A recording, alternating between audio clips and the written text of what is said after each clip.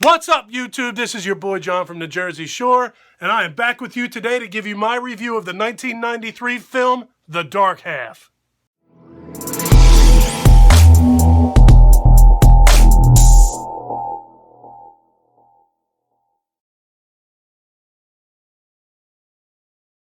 If you're already a subscriber to my channel, welcome back. It's good to see you again. If you're not already subscribed to my channel, what in the world are you doing? Go ahead and click that subscribe button right now. Get that out of the way. The Dark Half is based on the 1989 novel by Stephen King, and it was written for screen and directed by George A. Romero. Starring Timothy Hutton, Amy Madigan, and Michael Rooker.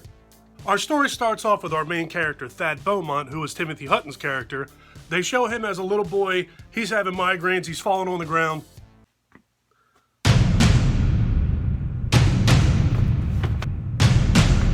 So after this happens a few times, little Thad's parents take him and they have some tests run, and they find out that he actually has a tumor, or what they believe was a tumor. So after a few tests are run, they locate the tumor, or what they believe is the tumor, and they bring him under the knife. Once they open up his skull and they look inside, they find an eye, and they find a nostril, and they find a couple of teeth, one of which actually has a cavity. So what it turns out to be is Thad was actually originally a twin, and while they were still in the womb, he sort of absorbed his twin. So as part of the procedure, they remove the eye, and they remove the nostril and the teeth. They take all that stuff, they give it a proper burial, and so, you think that that's the end of it. So flash forward several years, and Thad has turned out to be a successful author. He writes under his regular name, Thad Beaumont, but he also writes under another name with much darker content, coming from a much more sinister character by the name of George Stark. So eventually some dude comes along and tries to blackmail Thad. He says that he knows somebody that works at Thad's publishing company who has informed him that Thad Beaumont is in fact George Stark. So this guy's blackmailing Thad, telling him that he's going to contact him to disclose exactly how much money he expects to get from him. And if he does not get this money from him, then he's going to go public and he's going to tell everybody that Thad Beaumont is actually one and the same as George Stark. It kind of reminds you of that whole Stephen King, Richard Bachman thing, doesn't it? So now Thad, understandably so, is very upset about this whole thing. He discusses it with his wife, and his wife suggests that before this guy has a chance to go public, and before this guy has a chance to get any further into Thad's head, Thad himself should go public and let everyone know that he is in fact George Stark. So that's exactly what he does. He lets his publicist know that is his intention. His publicist is behind it.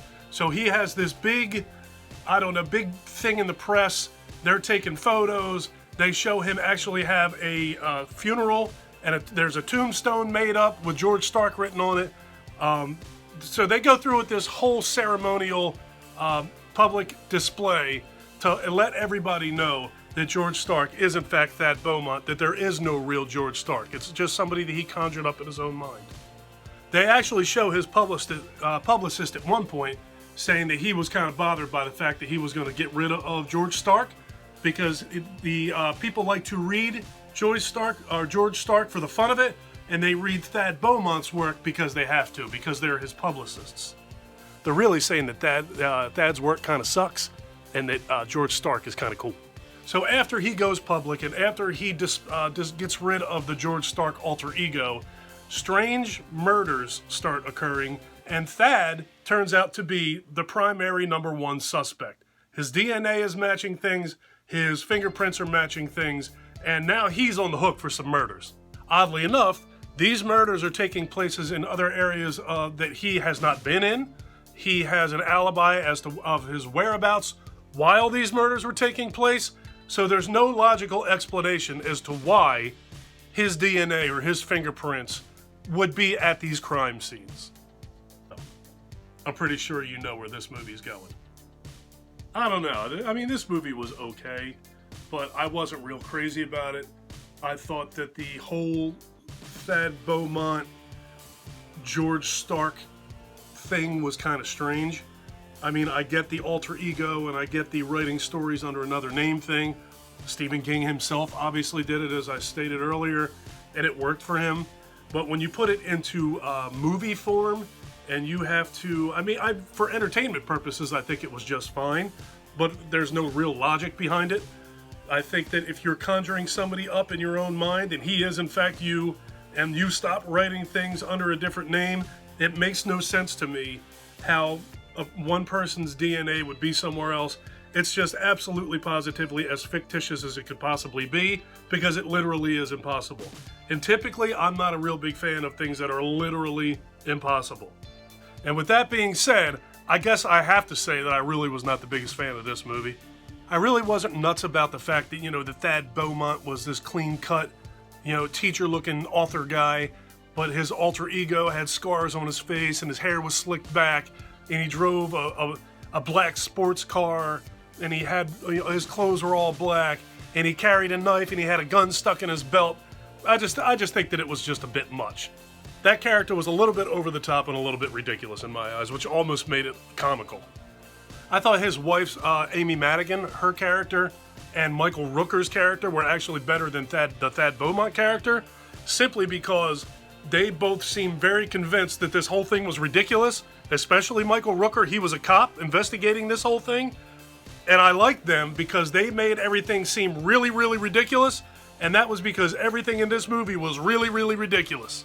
I did a little bit of research on this movie after I watched it, and I saw that the budget for this movie was about $15 million. Excuse me. And the movie only made about $10.5 million. And that, now that I've went back and I've watched this movie again, I watched this, I believe I saw this in a movie theater, and I don't even remember this movie. I remember the characters. I didn't even remember that Michael Rooker was in it, but I do remember the Thad Beaumont character. I do remember his wife. I remember the gist of the story, but like I said, it's been forever since I've seen this movie. I saw it in '93 in the theater, so that tells you how long it's been since I've seen it. I've owned it on DVD forever, but I bought it simply because I'm a horror movie collector. It was a Stephen King horror movie based on one of his books, so I bought it, and it's been sitting on this shelf since I bought it. So my math tells me that this movie was about a $4.5 million flop, and now that I've watched it again, I see exactly why. I think they're kind of lucky that that's all that they lost. If you want to see a good George Romero movie, go watch Creepshow. Go watch some of his old zombie movies. That's what this guy's known for. Forget that this movie even exists. If you want to see some good Stephen King adaptations, go watch The Shining. Go watch Carrie. Stay away from this movie. As much of a fan as I am of George Romero and as I am of Stephen King, it really is disappointing this movie is as bad as it actually was. Alright folks, that's going to do it for my review of George A. Romero's film, The Dark Half. If you like this video, please give me a thumbs up. If you really like this video, please click that subscribe button. I would love for you to go on this journey with me. Take care of yourself, take care of each other, have a kick-ass day, and thank you for watching.